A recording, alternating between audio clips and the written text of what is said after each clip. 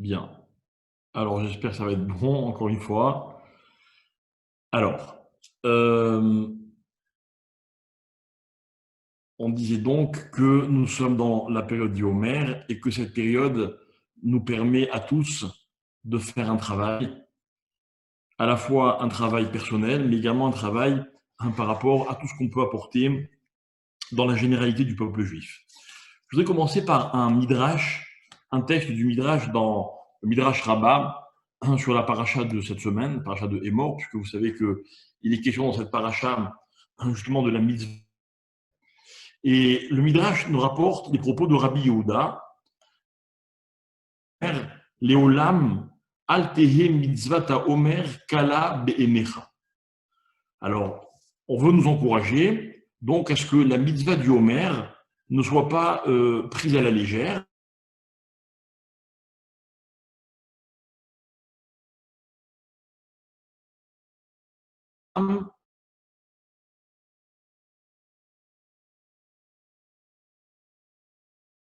a mérité littéralement de conquérir la terre d'Israël. Donc vous savez que parmi toutes les promesses, l'une plus importante que l'autre qu'avait fait Hachem à Abraham Avinu, il y avait la promesse de la terre d'Israël, cette terre qui était censée un jour appartenir à sa descendance.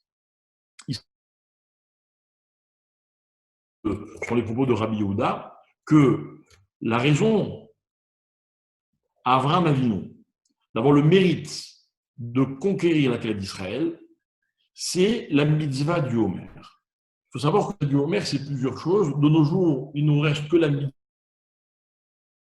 Mais à l'origine, la mitzvah, c'était également le fait de prélever ce qu'on appelle les prémices de la récolte. Enfin, le Midrash nous met en garde, attention, prenez cette mitzvah avec beaucoup de précautions. Et le Midrash continue en disant, d'où est-ce que l'on sait cette relation entre la mitzvah du Homer et la terre d'Israël? C'est parce qu'il y a marqué dans Bereshit, dans la paracha de Lech Lecha, on trouve donc là-bas dans le verset 8 du Pérec du chapitre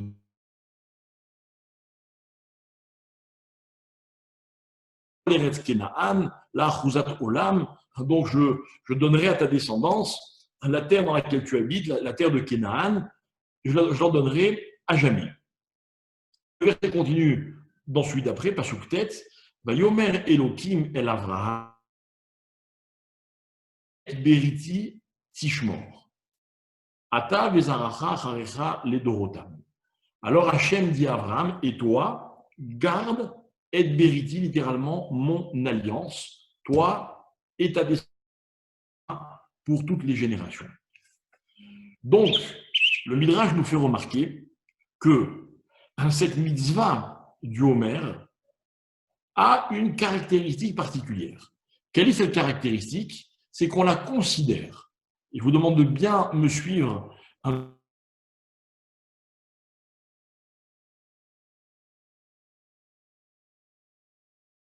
Alliance entre Hachem et vraisemblablement Abraham et plus tard le peuple juif. Ça veut dire quoi une alliance? Il faut noter qu'il y a quelques mitzvot, elles sont très rares, elles sont très peu nombreuses, qui sont des alliances et les hommes entre Dieu et le peuple juif. Qu'est-ce que c'est qu'une alliance? Une alliance, mes chers amis, c'est quand des personnes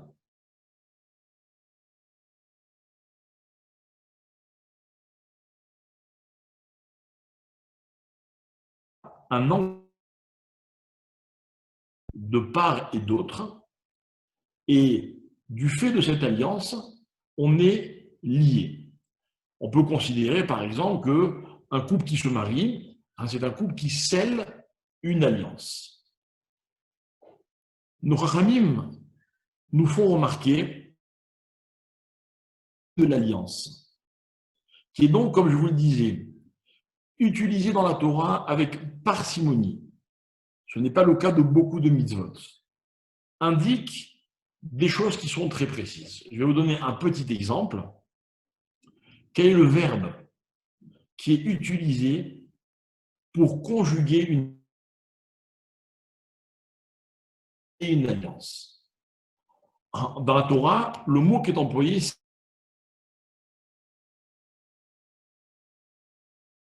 l'ichrot. C'est quoi l'ichrot? C'est le même mot que le mot karet.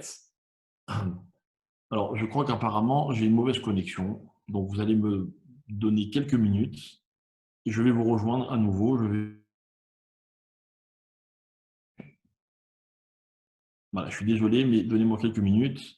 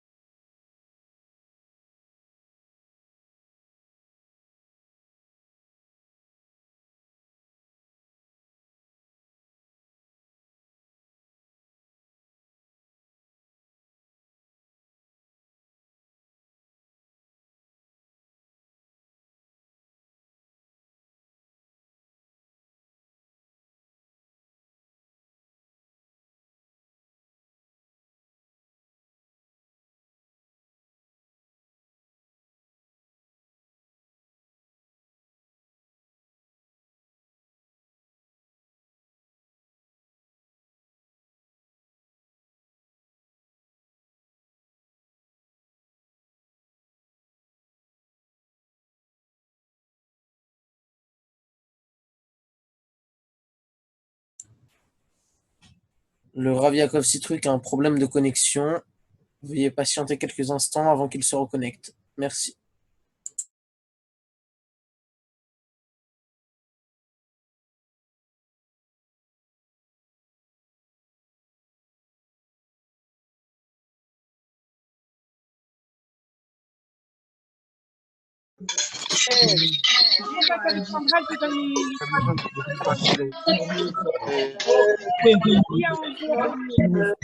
T'envoies WhatsApp. Ils sont activés.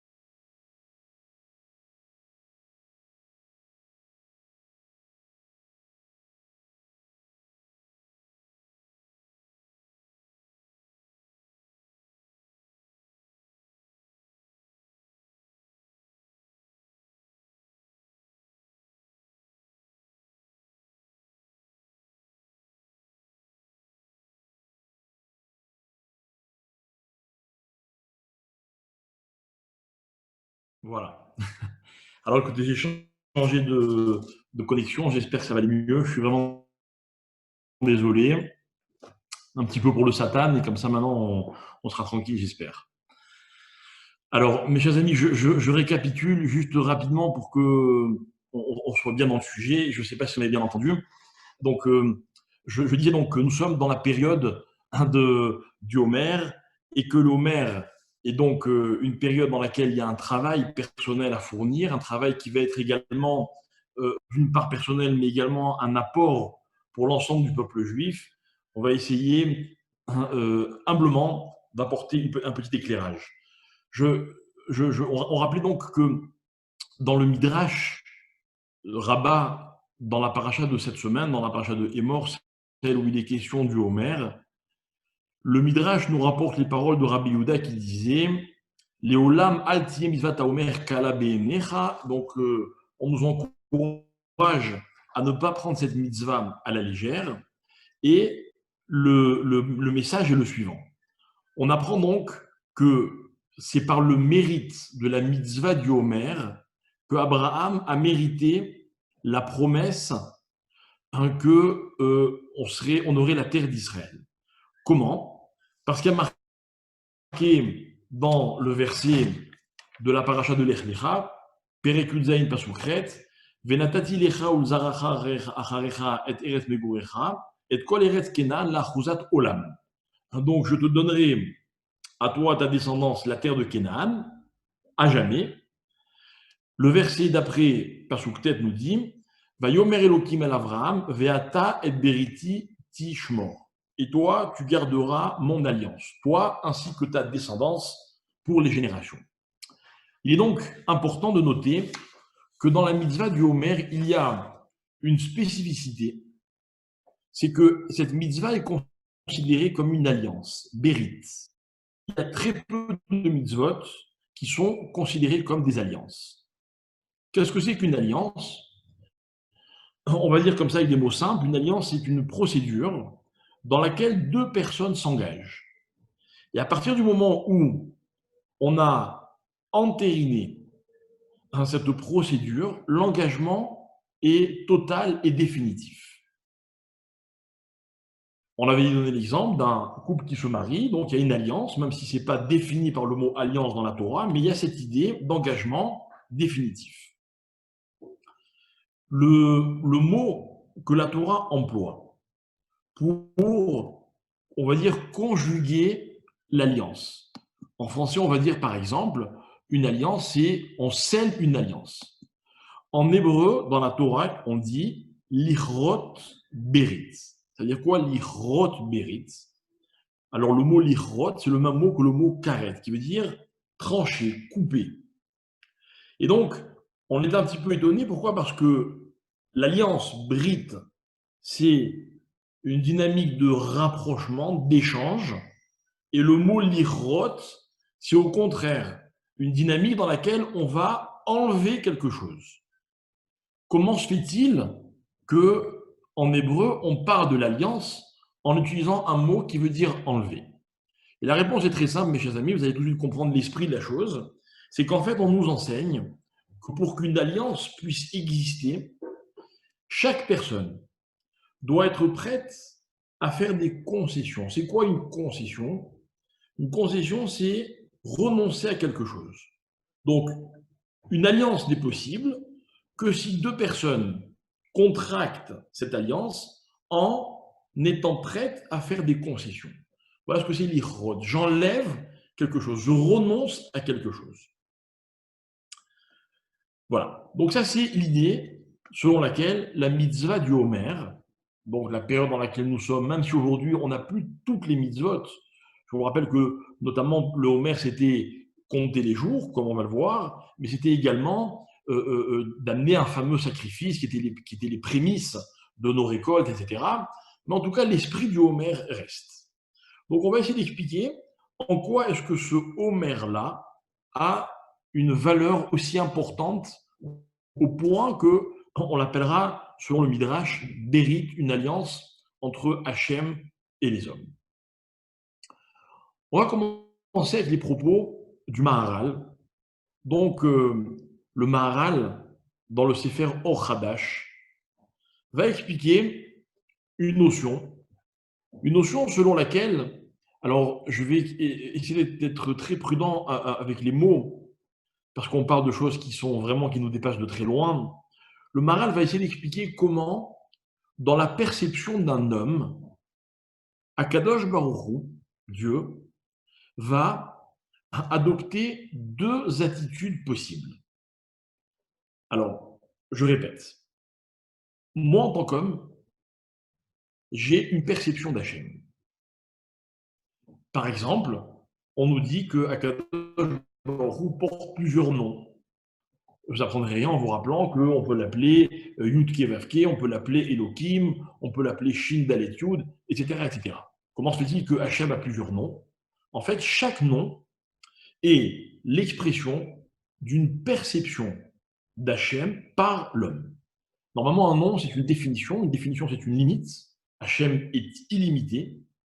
Si Hachem porte un nom, ce n'est pas pour le définir à lui, c'est pour définir la perception que les hommes peuvent éventuellement avoir d'Hachem. Selon cette logique, le Maharal nous explique que Akadosh Baruch Hu va se comporter, encore une fois dans la perception de l'homme, de deux façons possibles. Écoutez bien, les mots du Maharal. Première attitude, celle que le Maharal appelle Boré. Boré, c'est quoi? C'est un créateur. Deuxième attitude, Manhig. Manhig, un dirigeant.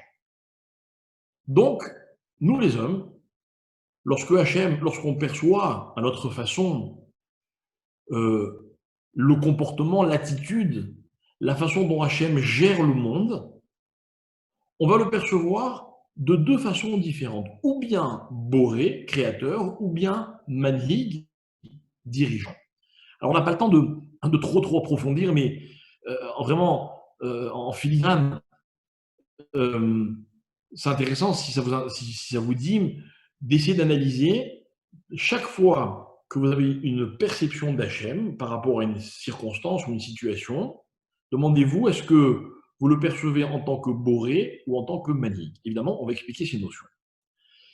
Pour expliquer ces notions, on va d'abord commencer par Boré. Qu'est-ce que c'est que Boré? Bon, Boré, on va prendre par exemple, on va dire très simplement que la Bria, Bereshit, Bara, au commencement Hachem a créé. Qu'est-ce que c'est que la Bria, la création? C'est une nouveauté. Comme on dit dans la prière de tous les jours, Amechadesh, Betuvo, Becholiom, Tamid. Akadosh Baruch Hu, il est boré, il est créateur en permanence. Comme si pour nous, le monde était un constant renouvellement, un constant chidouche. Et en fait, mes chers amis, dans le fonctionnement du monde, on notera qu'on a souvent le sentiment de l'apparition d'Akadosh Baruch Hu à travers des nouveautés, des phénomènes qui se créent sous nos yeux. Ce n'était pas du tout prévu, et puis tout d'un coup, ça arrive. Pour bien comprendre, je vais passer à la deuxième notion pour que l'une puisse expliquer l'autre. La deuxième attitude, c'est celle qu'on a appelée Anhaga. C'est quoi la Anhaga? C'est quoi diriger? Alors un dirigeant, c'est par exemple, imaginez le capitaine d'un bateau. Un bateau, c'est un moyen de locomotion qui est censé nous amener d'un endroit à un autre endroit. Et puis, à bord, il y a un capitaine. Le capitaine, il dirige le bateau.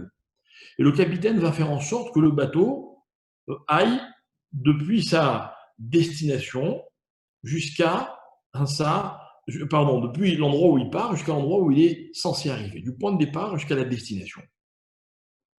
Donc il y a un espèce de parcours que nous allons appeler en hébreu un hemsher, donc une continuité qui est assurée par un dirigeant. Dans le monde, dans la vie en général, pour que les choses continuent, il faut qu'il y ait un dirigeant. S'il n'y a pas de dirigeant, les choses ont tendance à s'interrompre. Dans le fonctionnement du monde, encore une fois, dans la façon dont nous pouvons entrevoir les événements, chaque événement de la vie, c'est ou un début de quelque chose, ou la continuation de quelque chose. Par exemple, je vais vous donner un exemple qui est tout à fait à propos. Lorsque nous prions pour un malade, ok, est-ce que la guérison, c'est une continuation ou est-ce que la guérison est une création? Dans le même texte de la prière que j'ai cité il y a un instant, c'est en fait la première bénédiction que nous récitons avant le schéma du matin. Celle dans laquelle on dira, pour terminer, Mechadesh betuvo bechol yom tamid. Il est Mechadesh constamment. On dira également, notez bien, Boré Refuot, celui qui crée des guérisons, à moins que ce soit des médicaments. En tout cas, on apprend de là que la guérison, c'est une bria. Mais attention, la maladie aussi, c'est une bria. J'explique. Quand quelqu'un est en bonne santé, lorsqu'il reste en bonne santé, ça paraît normal pour tout le monde. Pourquoi? Parce que les choses continuent. Et c'est vrai que nous, dans notre vie, on s'est organisé avec le sentiment que les choses ne font que se poursuivre. On vit dans la continuité. Regardez comme c'est agréable et confortable de considérer que finalement le monde dépend de cette notion qui permet aux choses de continuer. Je vais me coucher le soir avec la certitude qu'en me levant, je vais trouver telle et telle chose. Quand je commence quelque chose, ben, ça me paraît normal de pouvoir terminer. Quand je sors de chez moi pour aller quelque part, il me semble logique qu'à un moment, je vais y arriver. Donc, ça veut dire qu'on a du monde une lecture qu'on appelle la lecture du Hemcher, de la continuation des choses. Un homme naît, il grandit, il se marie, il a des enfants, et ainsi de suite. Et le monde continue. Magnifique. Alors, dit le Maharal, c'est vrai, Akadosh Baruch Hu, il est Mamshir constamment, il est Manhig le monde. Akadosh Baruch Hu, c'est le capitaine de ce vaisseau qui permet aux choses de continuer. Mais Akadosh Baruch Hu, il est aussi Boré. Boré, ça veut dire quoi? Il crée des choses auxquelles on ne s'attend pas. Des phénomènes, des fois, que les hommes vont qualifier de naturels, mais aussi ce qu'on va appeler des fois des miracles. Un miracle, mes chers amis, c'est quand l'homme a l'impression d'une intrusion de la part d'Hachem dans la nature. C'est pas comme ça que je pensais que ça allait se passer, et puis tout d'un coup, ça se passe. C'est un miracle. Alors, on va aussi, même si on n'a pas de compter sur un miracle, on va demander des miracles. Pas miracle dans le sens de naisse, dans le sens de ridouche, de bria, de création. On va dire à Hachem, guéris ce malade. Ah, il est malade, normalement la maladie devrait se passer comme ceci. Écoutez-les, les médecins. Vous savez sans doute beaucoup mieux que moi que les médecins adorent, dès qu'ils ont réussi à donner un diagnostic, adorent donner un pronostic. Pourquoi? Parce que le monde, vu par la science, c'est une succession d'événements qui s'enchaînent, qui s'entraînent les uns les autres.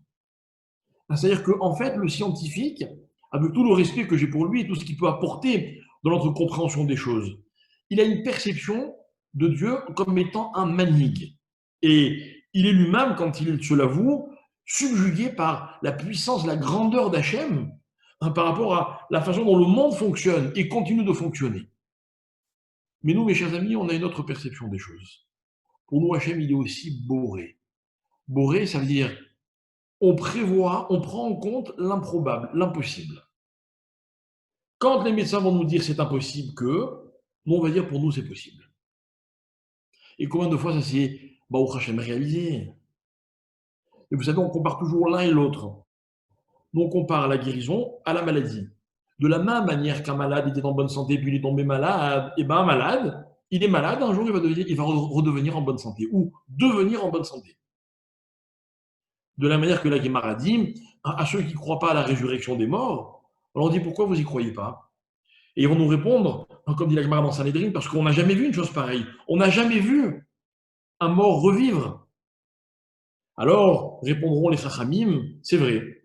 Mais on a déjà vu des personnes qui n'avaient jamais vécu, qui tout d'un coup vivent. Donc, si déjà celui qui a jamais vécu peut vivre, celui qui a déjà vécu, calme Homer.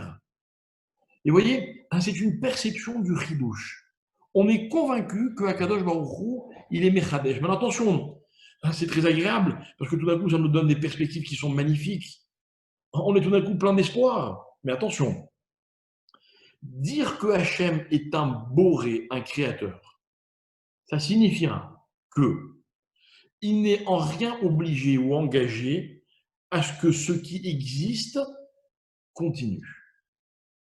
Et donc, écoutez la façon dont je le formule, ce qui existe ne va pas forcément continuer, ce qui n'existe pas ne va pas forcément continuer à ne pas exister.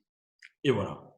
Et nous, on est ballottés par ces convictions auxquelles on croit, mais on veut comprendre quel est leur sens. Et en fait, mes chers amis, le sens de ce que je suis en train d'expliquer trouve sa source dans la sortie d'Égypte, parce que tout commence dans la sortie d'Égypte. La sortie d'Égypte, je vous rappelle que c'est là qu'on commence à compter le Homer. La sortie d'Égypte, d'abord, c'est le constat par les Juifs d'une présence d'Hachem qui était jusqu'alors inconnue. Alors que les hommes doutent, et même Moshe risque de douter, Hachem lui dit, n'aie pas peur, je suis apparu à Abraham, Yitzhak et Yaakov, mais avec un certain nom, Kel Shakai, ou Shmi Hachem Lonodatilem. Mais mon nom, Hachem Yudke Vavke, je ne l'aurais pas fait connaître. Et de là, les Rami vont expliquer que, en fait, comme ça explique le Ramban explique que, en fait, Hachem, avec les Avot, avec les patriarches, il avait donné des perspectives. Il a dit voilà ce qui va se passer. Vous faites ceci, je fais une alliance, vous allez hériter telle chose.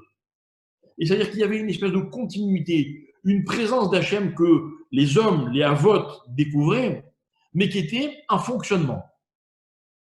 Au moment de la sortie d'Égypte, les choses vont changer. On va assister à une bria, à un chidouche.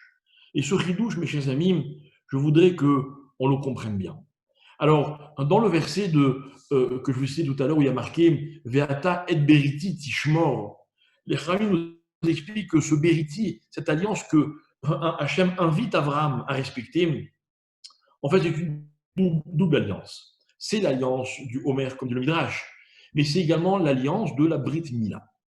Et en fait, dans ces deux alliances-là, grâce auxquelles on va avoir le droit à Eretz Israël, à la terre d'Israël, il y a donc ces deux notions. Dans l'alliance de la Mila, il y a la création. Un petit enfant qui vient de naître. Alors tout de suite, qu'est-ce qu'on fait? C'est une nouvelle pierre qu'on apporte à un édifice. Un édifice qui ne sera plus jamais le même, parce que cet enfant, ce personnage qui arrive, va changer les choses, il va porter sa dimension à lui. Alors que le Homer, c'est quoi? Eh bien, le Homer, dans notre perception à nous des choses, le Homer consiste à compter. Or, compter, c'est justement additionner, mais nous reviendrons sur l'idée de compter, si vous permettez, dans quelques instants. Tout d'abord, je voudrais citer les paroles, alors je m'en réfère à mon maître, le Rav Moshe Shapira, en espérant être fidèle à ce qu'il a voulu nous expliquer. Il rapportait les propos du Harizal dans ce qu'on appelle les Drushé Sfirat HaOmer, donc dans les écrits du Harizal à propos du conte du Homer. Je vous rappelle donc que le conte du Homer démarre juste après la sortie d'Égypte pour nous amener jusqu'au don de la Torah. Donc il y a un démarrage qui se fait au moment de Yetziat Mitzrayim. Ça veut dire, avec la disparition de l'exil, de Galout, il y a un parcours qui va nous mener jusqu'à la Torah. il est clair que la Torah n'aurait pu être donnée en Égypte. Pourquoi? Pas parce qu'on a un problème avec l'Égypte, pas seulement, mais parce que les hommes en Égypte étaient esclaves et la Torah n'est pas une Torah d'esclavage. Donc, c'est seulement après Yetziat Mitzrayim, la fin de Galout, que la Torah devient possible. Mais, deuxième condition, le conte du Homer. Parlons d'abord de la fin de l'exil. Alors, regardez ce que le Harizal nous explique. Le Harizal, alors encore une fois, sans prétention, j'espère être fidèle à l'enseignement de nos maîtres. Le Harizal va nous dire comme ça que la définition de l'exil tient en trois notions. Trois notions.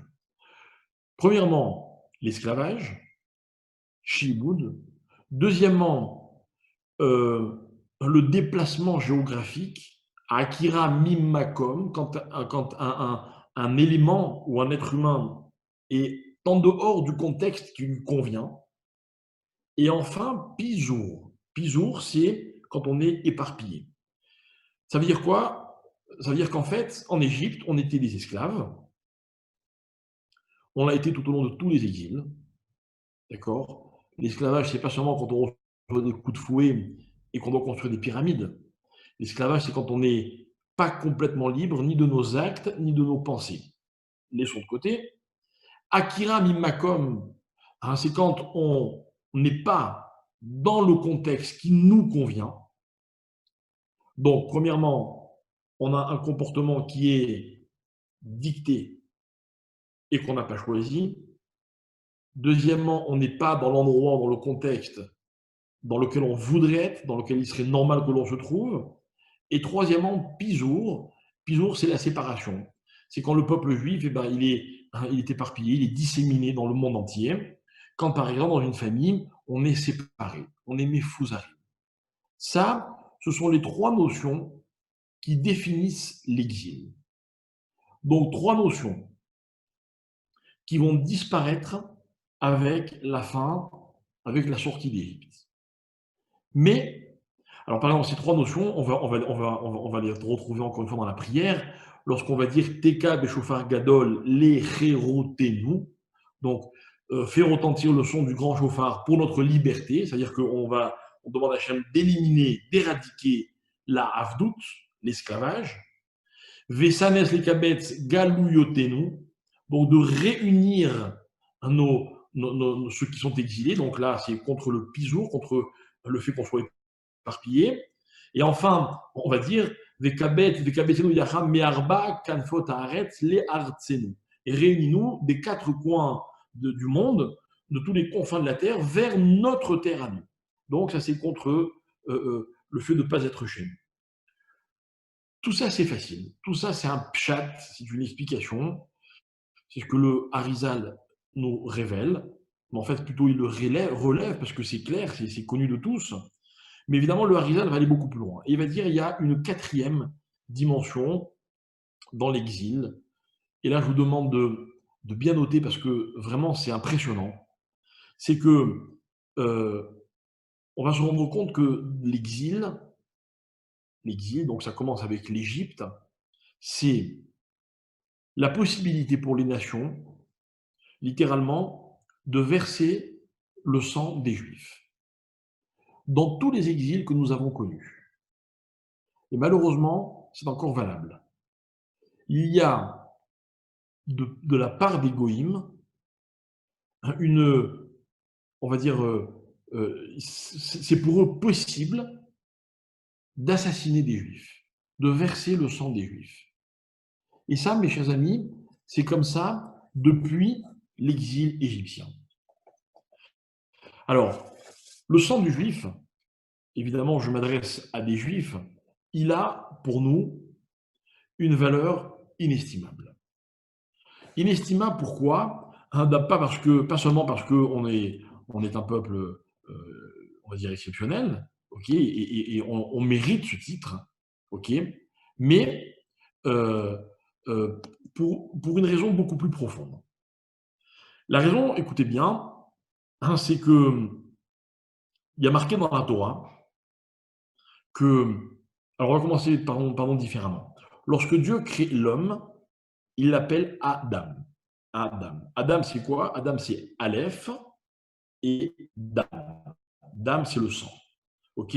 Donc, il y a un Aleph. On va voir quelle est sa signification. Et il y a Dam. Dam, mes chers amis, c'est ce liquide qui coule dans nos veines. Et les Chachamim, donc à travers le Harizan, nous expliquent qu'en fait, le sang se propage dans tout le corps entier. Le sang, c'est le fil conducteur de tous les membres et de tous les organes du corps humain. Comment est-ce que nos organes sont reliés les uns aux autres? Grâce au sang. Alors on dira le verset, qui a dam ou a nafesh. Le sang, c'est la vie. Le sang, c'est ce qui permet à un homme de vivre. Et je ne vous apprendrai rien, encore moins à ceux d'entre nous qui sont médecins, que finalement, toutes les maladies ont pour origine un problème sanguin. Ou en tout cas, elles deviennent graves à cause du sang. Le sang véhicule, le sang transporte le bon comme le moins bon.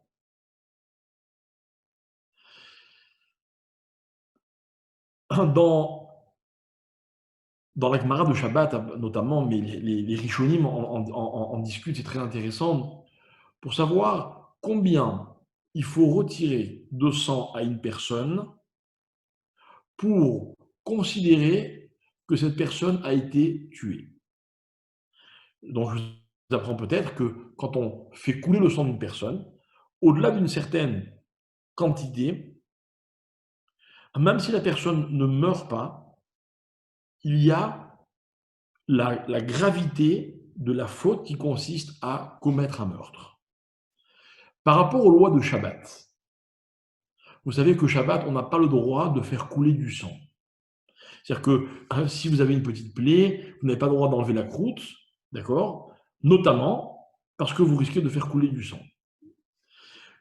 Rabbeinu Tam, donc dans Tosfot, dans Shabbat, explique que selon lui, même si on fait couler une goutte de sang, écoutez bien, on est passible, on a enfreint le Hav Melacha de Netilat Neshama. Ah, mais Netilat Neshama, normalement, c'est tué. Et moi, je n'ai versé qu'une goutte de sang. Ah non, mais si le sang, c'est la vie. Donc, même un peu de sang, c'est un peu de vie. Un peu de vie, c'est enlever la vie. D'accord? C'est juste comme ça pour essayer d'expliquer. Maintenant, écoutez bien. Nos maîtres vont nous dire toujours le Harizal, que Adam, Dam, c'est le sang, et Aleph, ça désigne l'autre partie de l'homme. En fait, selon ce regard qu'ont les Chachamim, l'homme, il est fait de deux parties essentielles, le sang et l'âme, c'est-à-dire ce qui lui permet de vivre. Il y a d'un côté le sang, d'un côté l'âme. Et Adam, c'est donc l'être humain dans son intégralité, c'est le sang et sa neshama. Alors, pourquoi je prends juste le sang et juste la neshama? Alors, on va expliquer dans un instant. On va expliquer que, en fait, l'image de l'homme selon la Torah, elle est véhiculée par ces deux notions. La neshama, c'est ce qui anime la personne, qui lui permet d'être en vie. Vous savez que la vie n'est pas quelque chose de visible. Il y a des signes visibles nous permettant de déceler une personne pour savoir si elle est en vie ou pas, mais la vie n'est pas visible. C'est comme la neshama. D'un autre côté, il y a toute la partie visible du corps. Lorsqu'un médecin ausculte un patient, quel que soit l'état de son état de santé, il va voir des paramètres qui vont lui permettre de définir si il peut vivre, s'il ne peut pas vivre, en tout cas, encore une fois, dans un regard scientifique. Mais finalement, un homme, c'est quoi? Un homme, c'est l'union de ces deux notions. C'est Neshama, ce qui est invisible, mais ce qui est à l'origine de tout, et Dam, ce qui permet à tout de fonctionner, mais dans ce qu'il y a de visible. Donc, en fait, nous, on considère comme ça que Adam, ce n'est pas seulement un mot qui désigne la créature qui s'appelle l'homme en français. Adam, c'est le programme. Adam, c'est la définition de cet être, de cette créature qui n'a rien à voir avec toutes les autres créatures. Et je voudrais qu'on comprenne bien que la notion de Adam, écoutez bien, ne désigne pas seulement l'être vivant, encore une fois, l'être humain physiquement. Adam, je vous rappelle que dans la Torah, c'est une image. L'image, par exemple, de Dieu, qui Betselem Elohim bara eta Adam.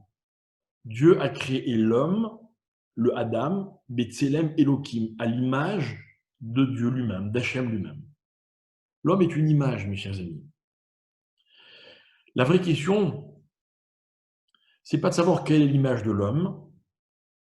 La vraie question est de savoir est-ce que l'individu que je suis correspond à l'image qu'est l'homme. Vous savez, quand dans la vie, un homme se fourvoie, un homme n'est pas ce qu'il devrait être, ce n'est pas l'image de l'humanité qui va être atteinte, mais il a tout simplement coupé le lien qu'il y avait entre lui et l'image à laquelle il est censé ressembler. Voilà le rapport qu'il y a entre Hachem, Adam en général, et l'individu que je suis. Je vais vous donner un exemple. Un exemple, encore une fois, au nom du Harizal. Le Harizal rapporte que le roi Pharaon, en Égypte, était atteint de la lèpre. Tous ces sorciers lui avaient conseillé pour se soigner de se tremper dans le sang des enfants juifs. Et tenez-vous bien, tous les matins et tous les soirs, selon ce texte-là, Pharaon sacrifiait 150 enfants.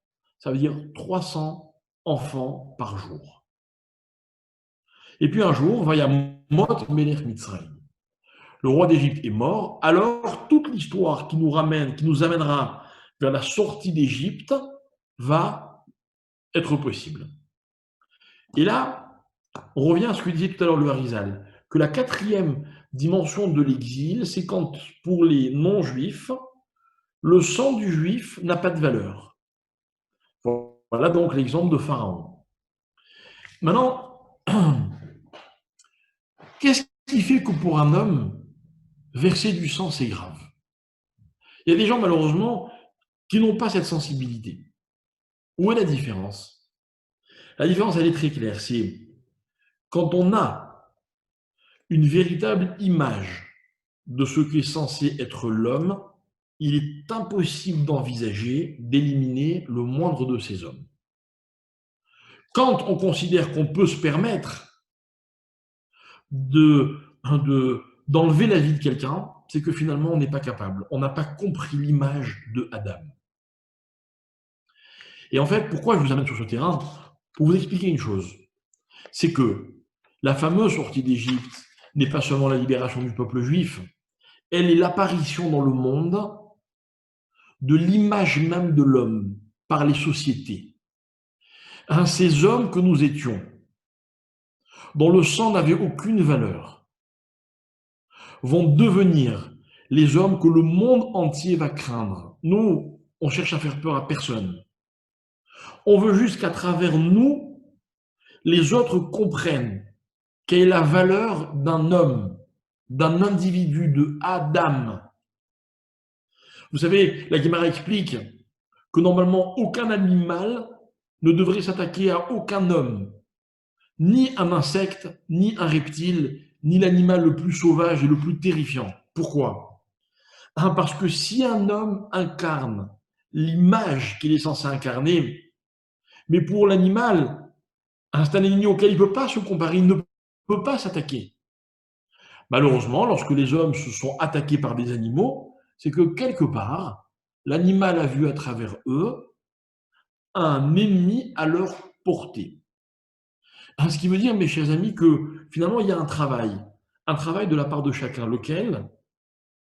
D'incarner l'image de Adam. Et lorsqu'on parle de sortie d'Égypte, de fin de galoute, Eh bien, c'est de ça qu'on parle. Et moi, je ne veux pas faire de mauvaises comparaisons. Mais mes chers amis, quand on est dans une situation dans laquelle on a peur pour la vie, la nôtre, celle des autres, hein, quand malheureusement ce danger de perdre la vie, il existe, eh bien c'est que quelque part les éléments de la nature ne voient pas en l'homme l'image qu'il est censé incarner. Attention, quand le danger s'abat sur l'humanité tout entière, ce ne sont plus les individus qui sont mis en cause, mais l'image de l'humanité elle-même. Et vous savez, comme je le dis à chaque fois que j'en ai l'occasion, moi je m'amuse beaucoup d'entendre les hommes, de bonne foi d'ailleurs, nous dire que après le virus, le monde ne sera plus jamais comme avant. C'est vrai, c'est vrai. Mais le vrai souci, c'est pas ça. Le vrai souci, c'est est-ce que les hommes auront changé? Est-ce que l'image de Adam sera définitivement changée dans le bon sens, évidemment? Et c'est ça le danger, hein, malheureusement, d'une maladie qui peut provoquer des conséquences dramatiques. Alors, écoutez bien, on va rentrer dans une période qui va s'appeler le Homère, depuis la fin de l'exil, depuis que cette dimension de la dévalorisation du sang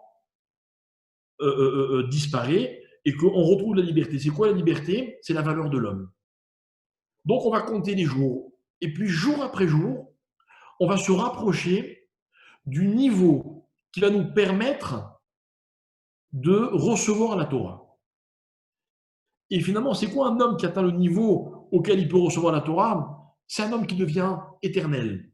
C'est quoi la Torah, mes chers amis? Moi, je vais vous dire ce que c'est la Torah.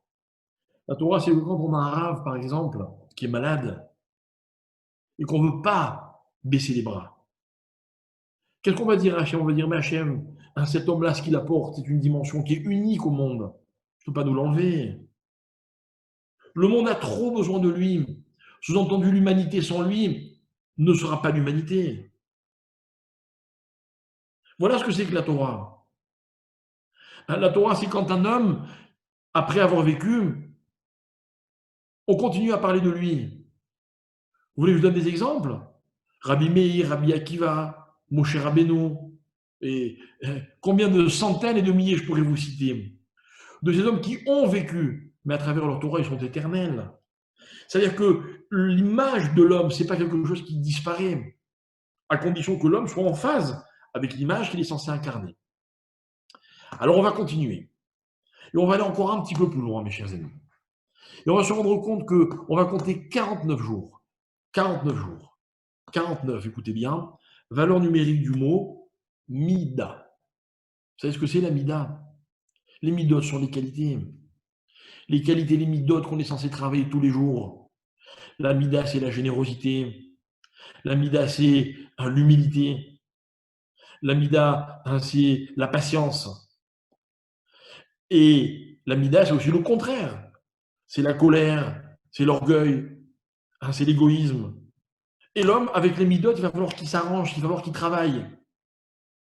Maintenant, écoutez bien, on va compter 49 jours pour arriver au 50e. 50, valeur numérique, col. Col. Col, c'est tout. En fait, écoutez bien, mes chers amis, l'homme, il est fragmenté. Malheureusement, on est tous fragmentés. Moi, je ne sais pas, je ne parle pas pour vous, je parle pour moi. Je n'ai pas honte de dire que je suis très généreux, comme vous d'ailleurs. Par contre, je suis beaucoup plus gêné quand je dois vous dire que je suis aussi malheureusement très égoïste. Et je suis écartelé. Je suis tantôt généreux, tantôt égoïste. Tantôt orgueilleux, tantôt humble.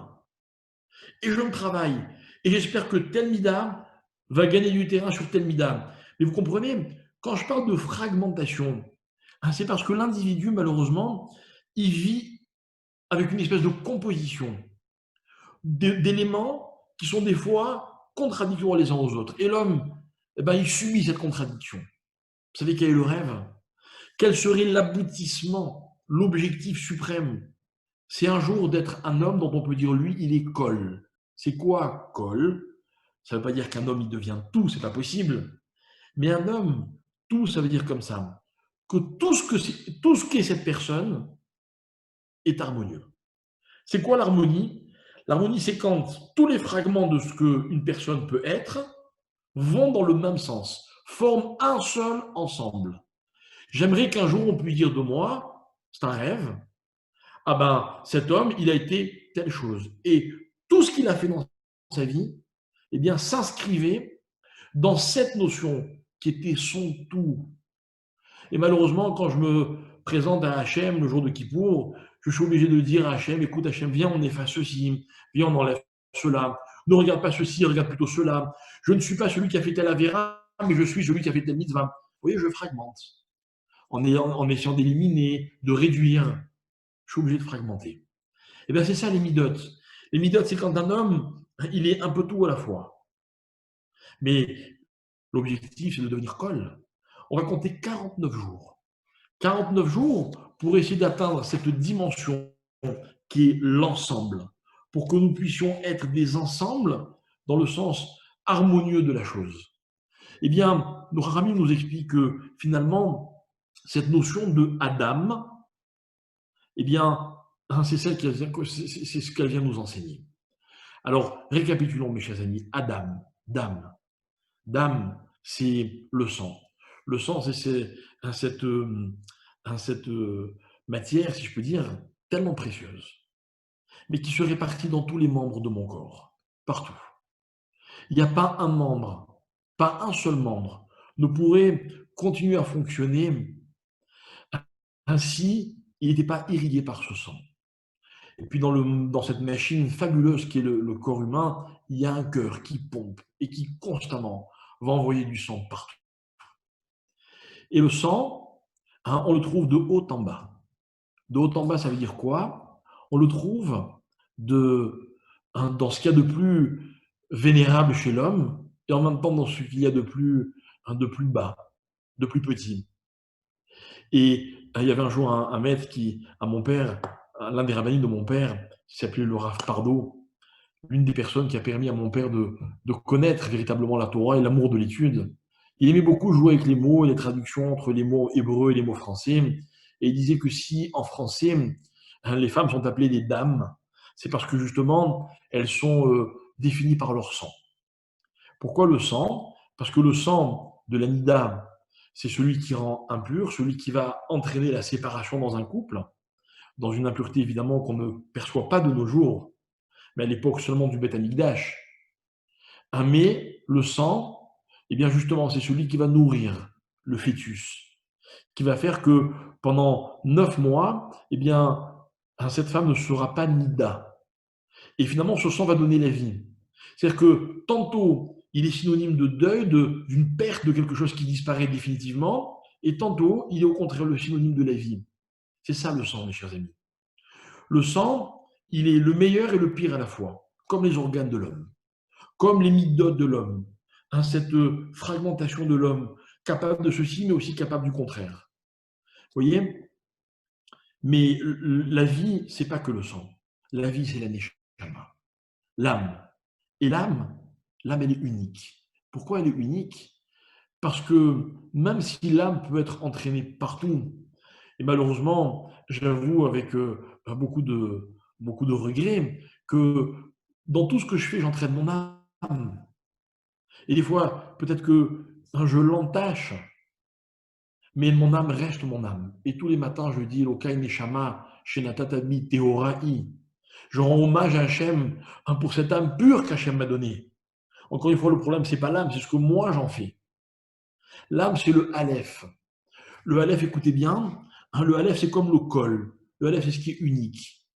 Ce qui est unique, mes chers amis, c'est ce que l'on retrouve partout, mais qui ne change jamais. Vous savez, puisque je vous citais mon maître, le Rav Shapira, il disait un jour, et c'est peut-être l'un des enseignements que j'ai le mieux retenu, il disait que lorsque tous les matins et tous les soirs dans le schéma on dit Shema Israël, Hachem Elokeinu, Hachem Echad, écoute Israël, Dieu Hachem est notre Dieu, Dieu est un. Il disait mais comment traduire un? Est-ce que j'ai besoin de rappeler 2 fois par jour toute ma vie, qu'il n'y en a pas d'autre, qu'il est unique. J'ai compris. C'est un fait qu'il n'y a pas d'autre Dieu. Comment traduire un? Et le Rav disait, la meilleure traduction de Echad, c'est Kol. C'est-à-dire que ce n'est pas que Dieu est unique et qu'il n'y en a pas un deuxième, c'est que Dieu est tout. Et finalement, l'unicité de Dieu, c'est que dans les moindres recoins de ma vie, dans la moindre de mes expériences, comme dans la plus grande de mes expériences, c'est Hachem. Tout ce qui m'arrive, c'est Dieu. Voilà ce que c'est Kol. Et un Kol, c'est celui qui a donné la vie, et celui qui donne son contraire. C'est celui qui me donne à manger, et celui des fois qui m'éprouve. C'est celui qui donne la santé, et celui qui donne le contraire, et je me dois de l'accepter. C'est le même Dieu qui a rendu des gens riches et d'autres pauvres. C'est le même Dieu qui donne des enfants à certains et pas à d'autres. Tout ça, c'est un seul Dieu. Et Hachem, il est Kol. C'est celui qui fait pousser la plus petite des fleurs, comme la plus vulgaire des mauvaises herbes, le plus petit des insectes et le plus grand des hommes. Et tout existe grâce à Dieu. Et en fait, l'homme, il est détenteur de cette dimension de Kol. Le Kol, le tout, cette capacité d'englober les choses, de donner, d'être le facteur commun de tout, eh bien, c'est la Neshama, c'est l'âme de l'homme. C'est le Aleph du mot Adam. Et dans Adam, il y a ces deux notions contradictoires. Il y a Dam, qui est la fragmentation. Quand on étudie les molécules et les atomes qui composent le sang, combien on trouve de molécules? Combien le sang reste un souci pour un médecin pour savoir si le sang il a les propriétés qui conviennent, s'il arrive partout dans chaque organe. Moi, j'ai vécu une expérience avec mes frères et sœurs et ma mère lorsque notre père nous a quittés. Eh bien, quelques jours avant de nous quitter, les médecins ne nous l'ont pas dit sur place, mais on l'a compris après, qu'en fait, il y avait un de ses membres, son pied, qui n'était pas irrigué, pour une certaine raison. Et pour eux, c'était le début de la fin. Et quand je lis ces textes-là, je comprends en fait. Ça ne veut pas dire que c'est une fatalité, mais ça explique certaines choses. Là, le rôle du sang, c'est d'aller partout. Et quand moi je dis partout, je ne parle pas des organes, parce que je ne suis pas médecin, mais je parle dans tout ce que l'homme est, dans le bon comme dans le mauvais. La Gemara dit, quelqu'un qui naît avec le mazal du sang, eh bien, si il ne se travaille pas, il risque d'être assassin. Et s'il se travaille, eh bien, peut-être qu'il sera Moël ou Chochet. Vous voyez? C'est-à-dire que l'homme doit transformer le sang en valeur. De la manière que dans le corps humain, au niveau biologique, le sang doit jouer son rôle jusqu'au bout. Mais la Neshama, c'est autre chose. La Neshama, elle reste une entité immuable. Et en fait, elle me permet à moi d'être un homme avec des aspirations, sachant que les aspirations, c'est ce qui permet à une personne de découvrir ce que c'est que l'harmonie. Excusez-moi de commettre des erreurs, mais si mes aspirations vont toujours dans le même sens, je sais que vous me les pardonnerez. Parce que les erreurs ne seront que des incidents de parcours. Quelqu'un qui n'a pas d'aspiration, alors tout ce qu'il commet sont des erreurs, même quand il est réussi. Et ça, c'est la Neshama. La Neshama, c'est des aspirations de l'homme. Et en fait, quand je vous parle de ça, et qu'on est réunis parce qu'on prie pour la guérison d'un malade, et notamment d'un rave qui plus est, de quelqu'un qui se donne tellement pour les autres. C'est-à-dire de quelqu'un qui finalement a une vie physique, une vie humaine comme tout le monde, mais une telle cohérence dans le fonctionnement. J'entends parler de lui depuis très longtemps, évidemment beaucoup plus ces derniers jours, et je me rends compte qu'on parle de lui dans sa communauté, et puis dans sa yeshiva, et puis de la part d'individus, des histoires qu'on n'aurait peut-être jamais entendues. Et voilà qu'on découvre un homme qui, tout en étant humain, il est un tout parce qu'il remplit un tas de fonctions. Et ça, mes chers amis, c'est la neshama d'un homme. C'est tout ce que on ne pourra jamais voir dans aucune analyse médicale ou dans aucun scanner, dans aucun diagnostic et encore moins dans aucun pronostic. Alors, en fait, quand, on faisait la mitzvah du Homer, à l'origine, c'était quoi le Homer? Le Homer, c'était de prendre un bouquet de ces prémices qu'on allait offrir. Vous voyez, on prenait des épis qui étaient séparés les uns des autres et on les unissait dans un bouquet. Et nous, qu'est-ce qu'on fait pendant la période du Homer? On compte, mes chers amis. Et vous savez ce que c'est compter? Le compte du Homer est particulier, parce que quand on va compter le Homer, on ne va pas dire premier jour, deuxième jour, troisième jour. On ne va pas exprimer la chronologie des jours. On va les nommer en les énumérant, mais chacun de façon indépendante. On va dire jour 1, jour 2, jour 13, jour 18, comme s'il était chacun une entité. Et c'est seulement quand on arrivera au bout qu'on dira on a compté tous les jours du Homer. Parce que, mes chers amis, c'est ça le travail. Le travail, c'est de considérer que les éléments, ils sont chacun séparés. Que la perception humaine, dans ce cas-là d'étriquer, c'est que les éléments sont indépendants les uns des autres, mais il y a une espèce de fil conducteur qui s'appelle la vie.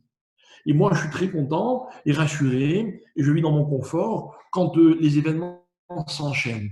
Vous voyez, c'est l'attitude de manhigue que l'homme est capable de voir chez Akadosh Baruch Hu, le capitaine, qui permet au bateau constamment de suivre sa trajectoire. Mais mes chers amis, la vie est beaucoup plus que ça.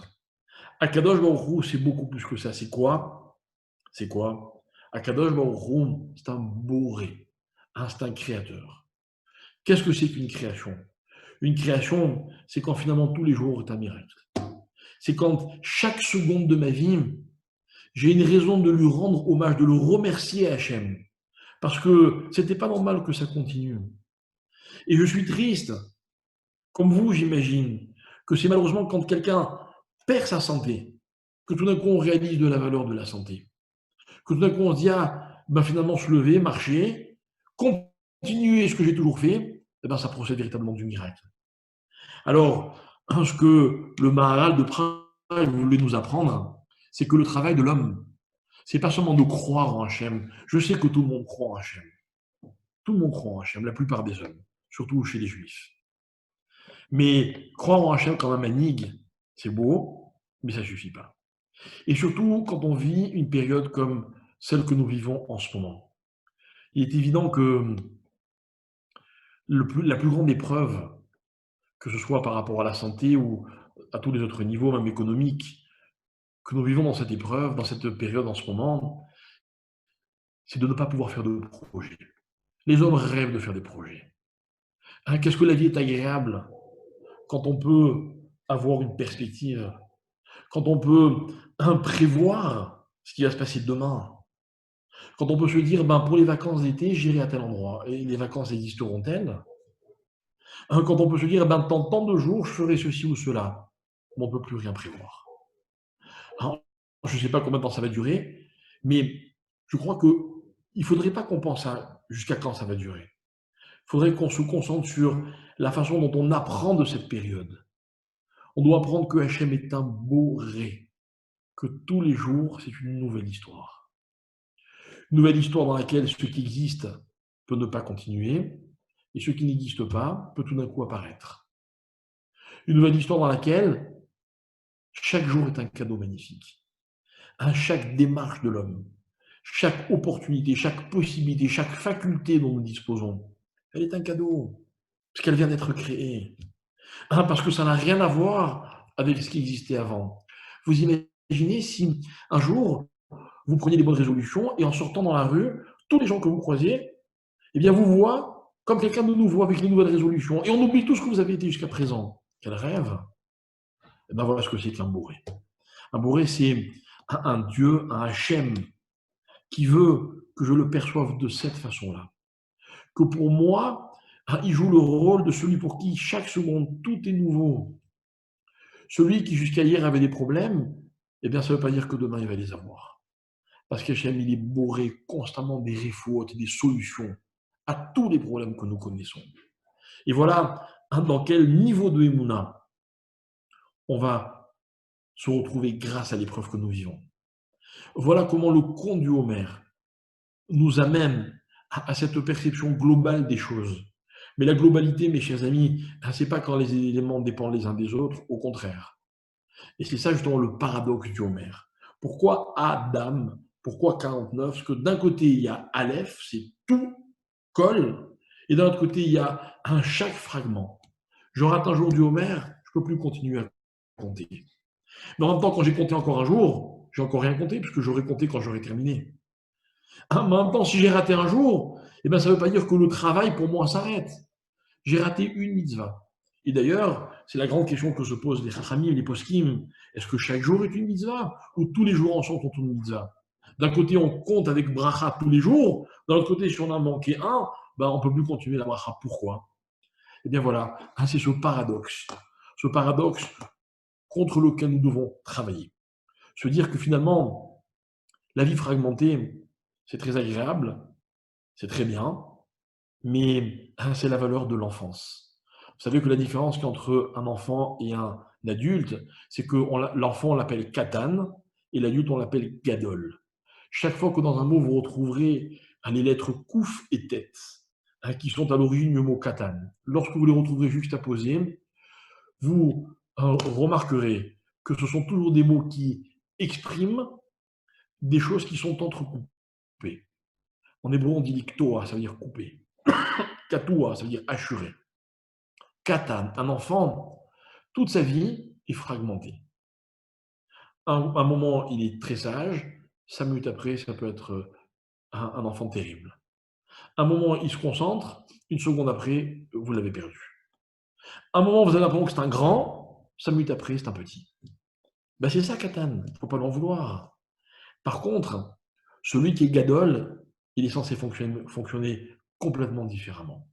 Parce que chaque fois que vous trouverez dans un mot en hébreu les lettres guimel et dalet juxtaposées, donc celles qui forment le mot gadol, vous remarquerez que ce sont des notions qui expriment, au contraire, lorsque les éléments sont rattachés. Agouda. Un gada, c'est la berge d'un fleuve qui permet aux eaux d'être canalisées vers une destination. Et je pourrais vous citer encore beaucoup d'exemples. Gadol. Être grand dans la vie, c'est justement être capable de cohérence. Quand toutes nos démarches, elles vont dans le même sens. Quand tous les fragments de ce que nous sommes sont réunis grâce à ce Aleph, qui est notre Neshama. Voilà pourquoi on compte 49 jours. La valeur numérique du mot Adam ou du mot Amida, pour arriver à Kol. Kol, c'est l'intégralité. L'intégralité, c'est la cohérence de l'être humain. C'est ce dont nous sommes capables. Alors, encore une fois, vous allez me dire que le paradoxe se trouve, encore une fois, dans ces deux notions de Boré et Manig, parce qu'on a l'impression que le Manig, celui qui est cohérent, c'est celui qui fait que les choses continuent, se poursuivent. C'est vrai. C'est vrai. Et c'est dans ça qu'on va s'inspirer d'Hachem, puisque nous sommes à l'image d'Hachem.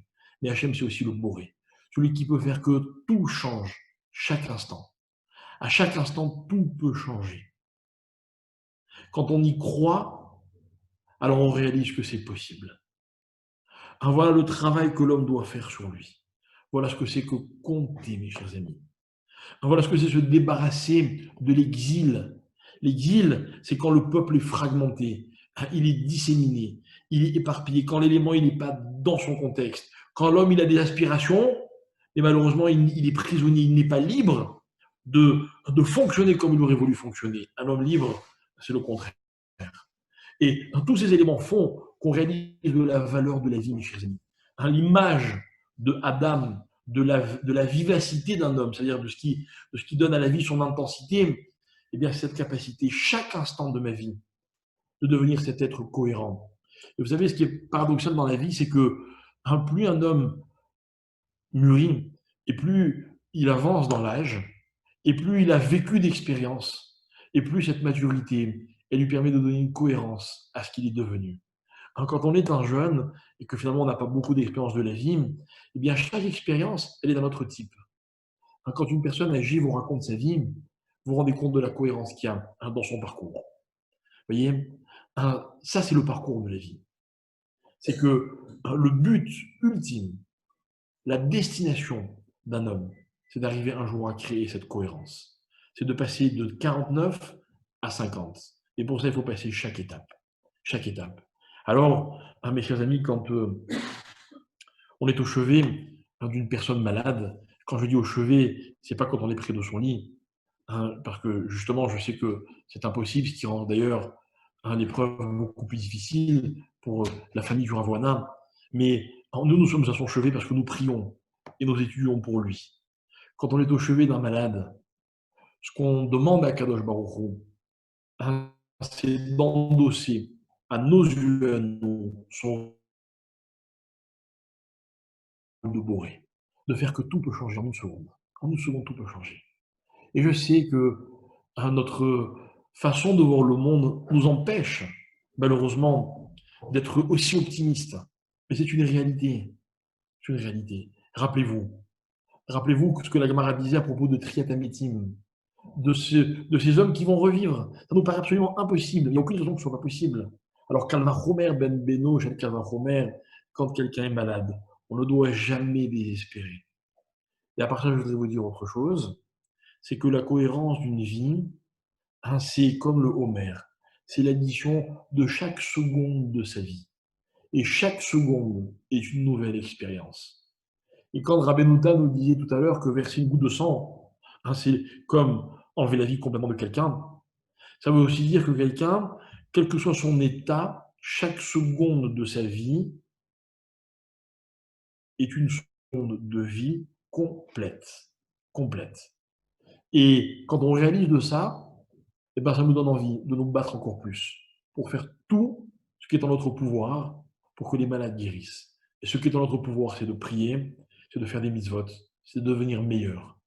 Vous savez, moi je dis toujours que le plus beau cadeau qu'on peut faire à nos parents, le meilleur moyen de leur montrer notre reconnaissance, c'est d'être digne de ce qu'ils nous ont appris, de l'exemple qu'ils ont été pour nous. Eh bien, pour un Rav, c'est la même chose. Quand un Rav se tait, parce qu'il ne peut plus parler, alors il nous faut comprendre ses silences. Le sens de ces silences se trouve dans les paroles qu'il a prononcées avant d'être silencieux. Croyez-moi, je sais de quoi je parle. C'est un sacré exercice, mais c'est possible. Alors voilà pourquoi tous les élèves du Ravouana, je rappelle qu'il ne faut pas désespérer, qu'il ne faut pas baisser les bras, et qu'il faut se dire que le Rav continue à parler. Parce que si jusqu'à présent sa voix résonnait, son message continue de résonner différemment. En étant digne de ce qu'il a enseigné, de l'exemple qu'il est, alors on lui prouve notre reconnaissance et on montre à Kadosh Baruch Hu qu'on ne peut pas continuer sans lui, on a besoin qu'il guérisse instantanément et Bezrat Hashem, avec cette conviction, on entendra très prochainement des bonnes nouvelles. Merci d'avoir été patient, merci d'avoir été attentif. Désolé pour les ennuis techniques du démarrage, mais ce sont les aléas du direct, comme on dit. Et j'espère vous retrouver très prochainement dans des bonnes circonstances et pour qu'ensemble, nous puissions partager des joies. Merci beaucoup.